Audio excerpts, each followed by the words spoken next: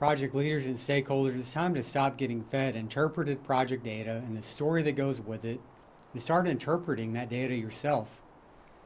The foundation of that interpretation is where is the run rate going to take your schedule variance.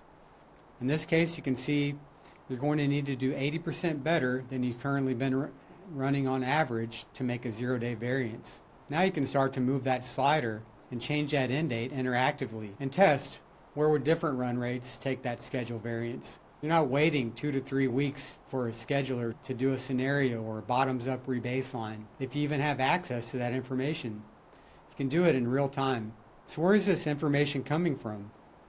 This is the gold standard progress chart. You have your fixed plan and you're punching actuals into that plan. And you can see that you have a variance, and you no doubt been discussing that variance for weeks and months at a time. But nobody's really talking about what you can do about that variance. What if you were sitting in this meeting and they told you, like they always do, don't worry, we're going to catch this up by the time the project's over. And you had that previous chart in your pocket and you said, okay, great. To do that, you have to do 80% more progress, and we have to bring in roughly 300 more craft. Now you're not talking a story, you're talking reality, and things are going to change. So we take what's applicable from this chart, the actuals, and that profile in front of the status date, which has your planned completion date. You put it in the day one model. You take the actuals in that profile.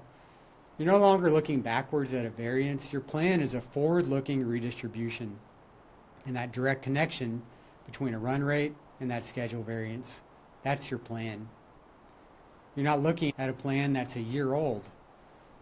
You can factor in your latest and greatest trends and scope.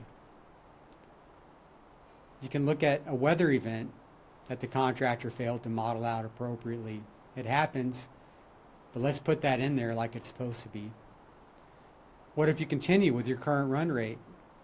You can see you're going to be over 200 days late. If anybody has trouble with that 200 plus days, you can all sit down and do the math and decide what you have trouble with.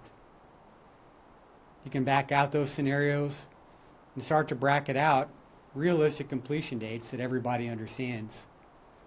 This has helped project directors, delivery managers, VPs, steering committees, commercial teams make decisions that have unlocked hundreds of millions of dollars because those decisions that were hidden within those variance charts and that project story were suddenly as plain as day. So how do you get in line to work with Day One Model? You might not know us and we might not know you. We're both extremely careful who we let into our projects and our companies. So let's get started with a single snip, just one progress chart. We don't need all that progress data, just a single chart. And we decide whether it makes sense to go forward after that chart gets put in the model. And you have that interactivity in front of the status date in your what-if scenarios. Of course, we can put data from a napkin into this model, but the easiest way to get started is just to get that single progress chart converted into this format. You can email us at info@dayonemodel.com, numeral 1, or find me, Travis Arlett. I'm the Chief Product Officer at Day One Model on LinkedIn. And let's get that first chart converted today.